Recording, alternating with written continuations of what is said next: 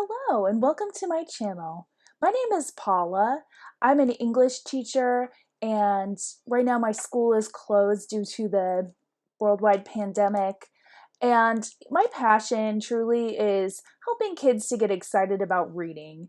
And so I've been trying to think of other ways that I can share that passion. I think like most people right now, I'm looking to be able to reach out and share my passions and share my talents. And so this is a place where hopefully you can come and share my love for all things bookworm. I hope to share some of my favorite stories. I'm hoping to share fun facts about books and reading and storytelling, book reviews, top 10 lists, all kinds of good book related content and reading related content. So if there's anything in particular that you would like to see, please feel free to give me a shout in the comments. Don't forget to like and subscribe to the page as well if you feel so inclined. And thank you for joining me. So I really had to think through, what is my first story going to be? And I want my first video to be a story time. And I'm really lucky because, shout out, my friend and former student Khalil had reminded me of this wonderful book, Tar Beach, because he was posting about it on social media the other day. This book has a really special place in my heart, partly because I found out about it on Reading Rainbow back in the early 1990s. Seems like a million years ago. So LeVar Burton, he is my hero. He is a person who has raised up generations of book lovers now, and I had the pleasure of finding out about this wonderful gem from his show. Secondly, when I got to college, I was studying art history at the time, and I learned that the author and artist illustrator of this book, Faith Ringgold, is a very accomplished contemporary artist. She makes work that speaks to the African American experience, or plethora of African American experiences in this country, and also how that intersects with being a woman, because we know that in this country, the history that we have learned, the stories that have been considered legitimately part of museums and part of the history books, have always been white men. So when you're a woman and African American, then you have two strikes against you. And Faith Ringgold uses her artwork, uses her storytelling to make sure that those stories of folks who have traditionally been excluded are brought out into the open. She does this in really smart ways too. I love that her main medium is quilting. She makes what she calls story quilts. And then she was inspired to turn one of her story quilts into a story book. And that's how this book came to be in the early 1990s. So this is the original story quilt, Tar Beach. This was painstakingly sewn by hand. And the story is woven into the top and bottom of the quilt. Oh, and she also painted the motif in the center. So what's really, really cool about this is that quilting has been a way to pass down unofficial histories throughout since this nation's birth.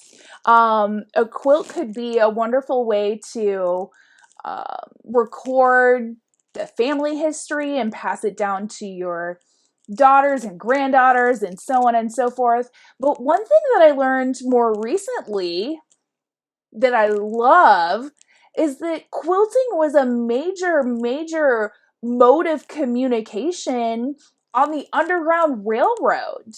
So slaves who were trying to seek freedom, folks who were helping people get to freedom, they could use specific abstract patterns. So I'm talking just arrangements of colors and shapes with no words, but they could quilt those designs and place them prominently in windows, to kind of speak in code and let people know, like, hey, this is a safe house, or I am a safe person. So for Faith Ringgold to take that abstract art that very much served a purpose and weave it into a story that brings history to light, that involves fine art. Why has quilting been considered a craft instead of a fine art that we see in museums for hundreds of years? Why not bring it into museums now? And that's one thing that Faith Ringgold does with her artwork and her storytelling, because yes, quilting is hard. It is, when you think about it, it's abstract, like a lot of the paintings you see in museums, and it requires a great deal of skill and design sense, and it can record a people's history as well. So Faith Ringgold brings all of that together in Tar Beach. This story is inspired by multiple different things. Faith Ringgold thinks back to when she was a little girl and her family, on hot summer nights before air conditioning, obviously, they would go up to the roof of their building and in New York, and they would sleep on the roof, and they called it the Tar Beach because the roof would be coated with tar. But they called it a beach because they would use this as an opportunity to have a family picnic and hang out with the neighbors and have a little bit of a party. This book takes place during the Great Depression, during the 1930s. And so this is a time when people are really having to make do with what they have and make the best of it. And I think that's a great lesson for today while we're going through this crazy coronavirus crisis and nobody really knows what to do with ourselves, while we're having to stay home. So that's a great connection. And then the main character's name is Cassie, and she really, really, really, really, really loves her view from her building of the George Washington Bridge. And I just love that. She calls it her bridge. And I love that because it reminds me of my little niece, who has her favorite bridge in Kansas City is the Kit Bond Bridge. And every time we drive over it, she's like, no, it's not my favorite. It's my bridge. So she has just straight up taken ownership of that Kansas City landmark, and I'm here for it. So Cassie very much does the same thing. She really feels a sense of ownership for the landmarks in her city, and she likes to, when they're sleeping on the roof on the Tar Beach on those hot summer nights, she likes to envision herself with this incredible sense of freedom, flying through the city over all of the sites and just taking them for herself. And we know that this motif of flying away, flying to freedom, is something that is woven through African American history as well, all the way back to times of slavery when folks would share stories with each other of flying to freedom. So this deals with African American history in the 1930s. You're going to see that her father is a very, very skilled worker, and yet he is not allowed to join a union. And they don't say it's because of his skin color. They say it's because his father wasn't in the union. Well, guess what? His father was black. So, I still see a lot of that kind of plausible deniability today. Oh, it's not because of skin color, it's because of other dumb reason. But we gotta break sometimes from tradition in order to be more inclusive. So a lot of the themes in this book come from history, but they have lessons for us today in the present. And without further ado, this is Tar Beach by Faith Ringgold.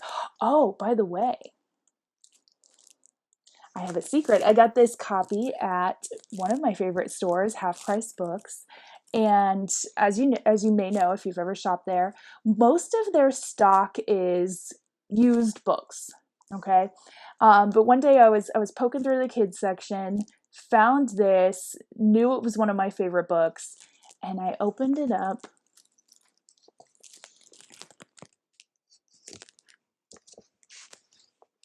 Lo and behold, let me put some more light on that. Lo and behold, this copy apparently is signed by the author. And it was just in with the other kids' books. It wasn't in the special collections. It was $8, like all of the other regular kids' books. So you better believe I snatched this up and I protect it. I don't take it to school. I keep it safe on my special shelf. But you get to read it today with me. So I hope you're excited. Tar Beach by Faith Ringgold.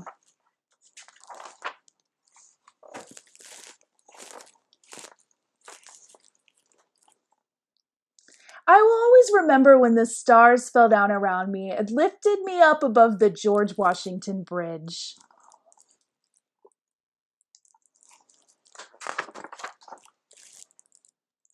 I could see our tiny rooftop with Mommy and Daddy and Mr. and Mrs. Honey, our next door neighbors, still playing cards as if nothing was going on. And BB, my baby brother, lying real still on the mattress, just like I told him to. His eyes like huge floodlights, tracking me through the sky.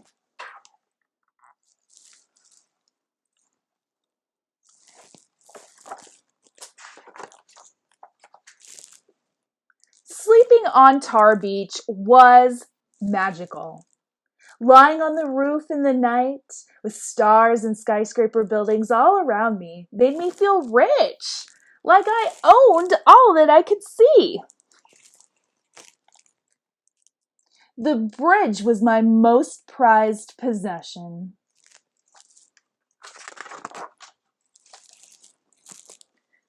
Daddy said that the George Washington Bridge is the longest and most beautiful bridge in the world, and that it opened in 1931, the very day I was born.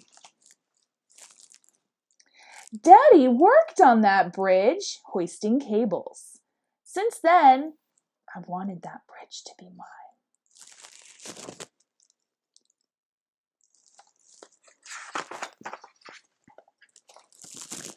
Now I have claimed it. All I had to do was fly over it for it to be mine forever.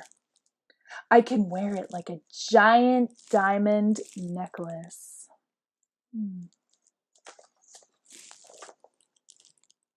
Or just fly above it and marvel at its sparkling beauty.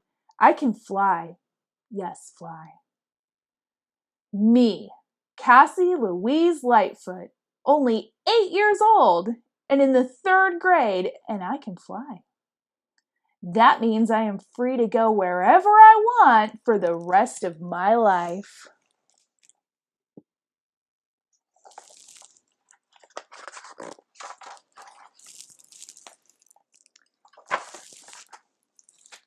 Daddy took me to see the new union building he is working on.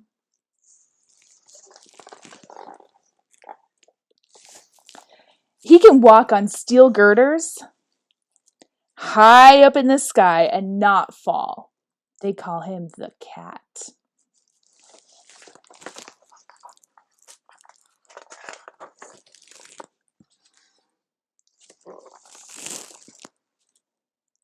But still, he can't join the union because Grandpa wasn't a member.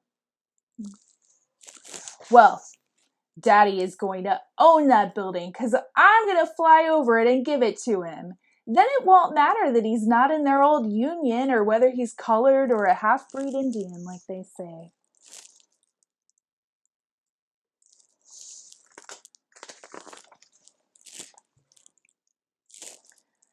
He'll be rich and won't have to stand on 24-story high girders and look down.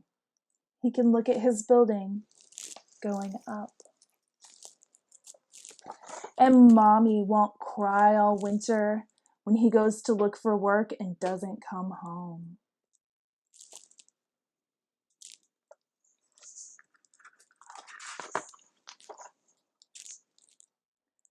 And Mommy can laugh and sleep late like Mrs. Honey.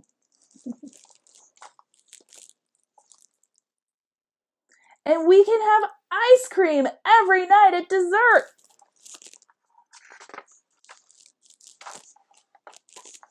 Next, I'm going to fly over the ice cream factory just to make sure we do. See, that's why she's smart.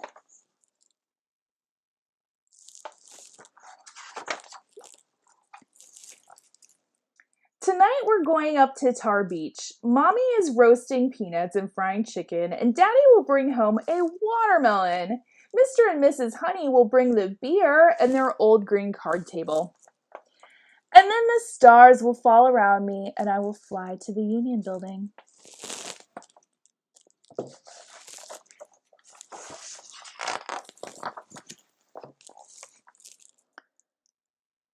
I'll take BB with me. He has threatened to tell Mommy and Daddy if I leave him behind. I have told him it's very easy. Anyone can fly. All you need is somewhere to go that you can't get to any other way. The next thing you know, you're flying among the stars. The end. And again, there is that beautiful quilt, story quilt painting by Faith Ringgold, Tar Beach, from 1988. It is currently located in the Guggenheim Museum in New York. Here's a photo of Faith Ringgold. I hope you enjoyed that book as much as I do. And you know what? It really, I think is perfect for these times because we do have to get more creative and use our imaginations to entertain ourselves and get out of the house. I mean, we can't physically go out and do some of the things that we would normally do for fun. So we might have to, like I said, get imaginative.